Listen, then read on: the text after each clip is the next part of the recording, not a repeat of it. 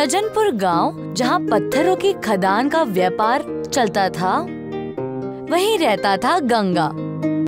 गंगा दुबला पतला मुश्किल 4 फुट का था, लेकिन उसके बाल पूरे गांव में सबसे लंबे और घने थे। इतने लंबे, लेकिन गंगा का पूरा घर उसके बालों में समा सकता था। गांव के बच्चे जब जब उसे देखते थे, हैरान होकर कहते, अरे देखो, गंगा चाचा के बाल तो जमीन पर झाड़ू मार रहे हैं। काश मेरे भी इतने लंबे बाल होते। हाँ होते, अगर हमारे घर को दुआ मिलती।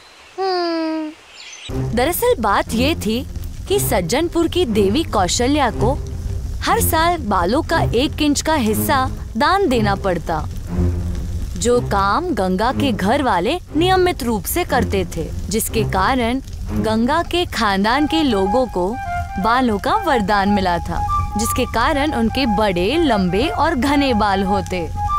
लेकिन पहले बाल और धन से संपन्न गंगा का घर अब बहुत बुरी हालत में था, जिससे गंगा बहुत परेशान था। हे भगवान, ये सब क्या है? मैं अब तंग आ चुका हूँ इन बालों से। एक तो पहले से ही घर में खाने की कमी है, और ऊपर से ये बाल 2-2 दिनों की छुट्टी लेनी पड़ती है इन्हें काटने और संवारने के लिए। मैं अब इसे और नहीं सह सकता। अरे भैया, खुद से क्या बातें कर रहे हैं? कुछ नहीं, बस ऐसे ही। ठीक है। वैसे भैया, मैं आपके लिए ये नीम के पत्ते लेकर आया हूं। इसका मिश्रण आपके बालों को और मजबूत कर देगा। बकवास मत कर। मैं इन बालों से तंग आ चुका हूं। तुम्हें दिखता नहीं है क्या? बजाय मुझे इससे छुटकारा दिलाने के, तुम इसे और मजबूत और लंबे करने की बातें कर रहे हो। अरे भैया, आप गुस्सा क्यों हो रहे हैं? मैं तो... चुप रहो, बस अब बहुत हो गया। मैं इन बालों को अब काट रहा हूं। क्या? आप क्या रहे हैं? वही जो तू सुन रहा है। लेकिन हमारे घर को जो वरदान मिला है उसका क्या? हम देवी को हर बार आपके बाल दान करते हैं ना, और आप उन्हीं बालों को काटने की बातें कर रहे हैं। ये ठीक नहीं है भैया, ये पाप होगा। पाप? अरे कौन सा पाप और कौन सा वरदान? जो भी था वो पहले था, अब पहले जैसा कुछ नहीं रहा। अब हम राजा जैसे नहीं, गली के भिखारी की तरह रहते हैं। इन बालों की चोटी बांधकर दिन रात उस पठान की खानों में काम करते करते थक चुका हूं। ये वरदान अब देने की बातें अब बस कहने की है। तुझे पता भी है कि लोग मेरे पीठ पीछे क्या कहते हैं, मुझे क्या कहकर चिढ़ाते हैं? नहीं, तुझे नहीं पता है, इसीलिए मुझे समझाने की कोशिश मत कर। इन कस्बे वालों की आंखों में हमारे लिए जो इज्जत है ना, वो सिर्फ महापूजा के वक्त है, वरना हमारी इज्जत तो किसी नाचने गाने वालों से भी कम है। क्यों? क्योंकि हमारे परिवार का अब बड़ा नाम और धन दौलत नहीं है। मैं मानता हूं भैया, हमारी पीठ पीछे जो बातें हो रही हैं, इसे नजरअंदाज करना नामुमकिन है। लेकिन याद है अब्बू ने क्या कहा था? यह हमारी परंपरा है और हमें यह निभानी है। रामू ने गंगा को समझाने की बहुत कोशिश की, लेकिन गंगा बहुत ही गुस्से में था। उसने तुरंत अपने कमरे से कैंची लाई और बालों को काटने के लिए हाथ बढ़ाया, लेकिन कैंची अपने आप उसके हाथ से दूर जा गिरी।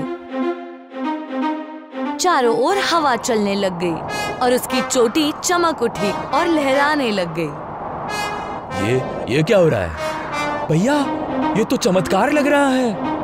गंगा के बाल बिजली की तरह चमकने लग गए और उससे एक ज्योत बाहर निकली, जिसने वो शक्ति का रूप धारण कर लिया। अरे तुम कौन हो? मैं एक अलौकिक शक्ति हूँ, जो सालों से तुम्हारे बालों के रूप में तुम्हारे साथ हूँ। क्या चमत्कारिक शक्ति, और वो भी मेरे साथ? हाँ, यहाँ मैं तुम्हें कुछ बताने आई हूँ। क्या बताना चाहती हो तुम मुझे? गंगा, मैं जानती हूँ कि तुम किस पीड़ा से जूझ रहे हो, किंतु लोगों की बातों में आकर परंपरा तोड़ना उचित नहीं। भले ही आज तुम्हारी कीमत गांव वालों को समझ नहीं आ रही हो, लेकिन तुम कोई साधारण इंसान नहीं। तुम पर देवी का वरदान है। तुम इस गांव के रक्षक हो। वक्त आने पर सबको तुम्हारी शक्तियों का एहसास होगा। याद रखना, तुम्हारे बाल ही तुम्हारी ताकत है। इतना कहकर वो शक्ति फिर से चोटी में समा गई। सब कुछ शांत हो गया।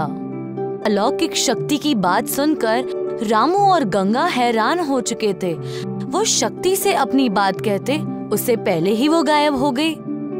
जो हुआ था वो अविश्वसनीय था, लेकिन उसकी वजह से ही सही गंगा ने बाल काटने का निर्णय तो पीछे ले लिया और आखिरकार देवी कौशल्या के महापूजा का दिन आ गया। उस दिन गंगा ने प्रथा अनुसार अपने बाल देवी को दान में दिए और अपने मन की बात देवी को बताई। हे देवी माँ, आज मैं बड़े दिल से तुमसे कुछ कहना चाहता हूँ। इन बालों की वजह से लोग मेरा मजाक उड़ाते हैं, जिसकी वजह से मेरी इज्जत गिर जाती है। ये मुझसे सहन नहीं होता। मैं चाहता हूँ कि मेरा परिवार फिर से अपनी असली पहचान पाले। हमें वही इज्जत मिले जो कभी हमारे दादा परदादों को मिलती थी। जो चमत्कारिक शक्ति मैं अपने बालों के सहारे अपने साथ लिए चलता हूँ, उसका प्रत्यक्ष दर्शन सबको हो। सबको वो शक्ति दिखे जो रक्षा के लिए मेरे अंदर मेरे साथ मौजूद है। आखिरकार गंगा ने अपनी बात देवी माँ को बता ही दी और जैसे ही उसने ये कहा कि शक्ति के दर्शन हुए, आकाश में अचानक काले बादल घेराए और तेज बारिश शुरू हो गई, जिसके कारण पानी गांव में भरने लग गया। बारिश का ऐसा भयानक रूप देखकर के मारे इधर उधर भागने लग गए। अरे बाढ़ आ गई, बाढ़ आ गई, अरे हम सब डूब जाएंगे। सब बहुत डरे हुए थे। किसी को कुछ समझ नहीं आ रहा था कि अब क्या करे। तभी रामू ने गंगा से कहा, भाई मुझे याद है, कस्बे के दक्षिण में एक खाई है। वहाँ का बड़ा पत्थर हट जाए तो पानी उस रास्ते से मिलकर नदी में मिल जाएगा और पूरा कस्बा बच जाएगा। उसकी बताई हुई बात सुनकर गंगा तुरंत सबको खाई की ओर ले गया। उसने देखा कि वो विशाल पत्थर उस खाई की दीवार में फंसा हुआ था। उसे देखा तो गंगा भी डर गया था, लेकिन उसने हार नहीं मानी। उसने हिम्मत से काम लिया। हे देवी माँ, अगर मैं सच में इस कस्बे का रक्षक हूँ तो आज ये मेरा इम्तिहान है, मेरा इम्तिहान है। इसलिए एहसान मुझ पर बनाए रखना माँ। देवी का आशीर्वाद लेकर गंगा अपने काम में आगे बढ़ा। उसने अपने बालों का जूड़ा खोला और पत्थर में बांध दिया और अपनी पूरी ताकत लगाकर रस्सी की तरह उस पत्थर को खींचने लगा। पहले पत्थर टस से मस नहीं हुआ, लेकिन गंगा ने उस अलौकिक शक्ति को पुकार लगाई। हे चमत्कारिक शक्ति, मैं इस कस्बे का रक्षक हूँ। तू मेरी मदद कर और इस कस्बे को मेरे साथ बचा ले। और तभी चमत्कार हो गया।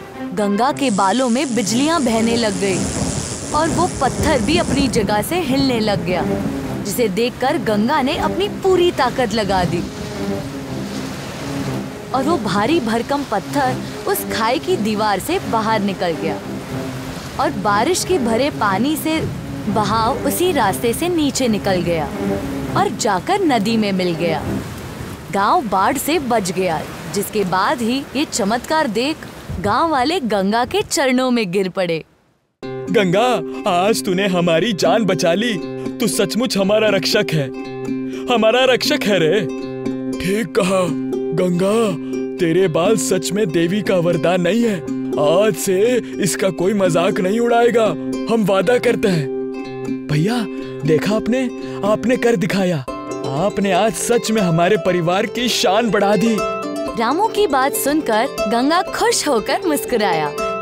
उसने अपनी चोटी हवा में लहराई और देवियों के साथ गांव वालों का आशीर्वाद लिया।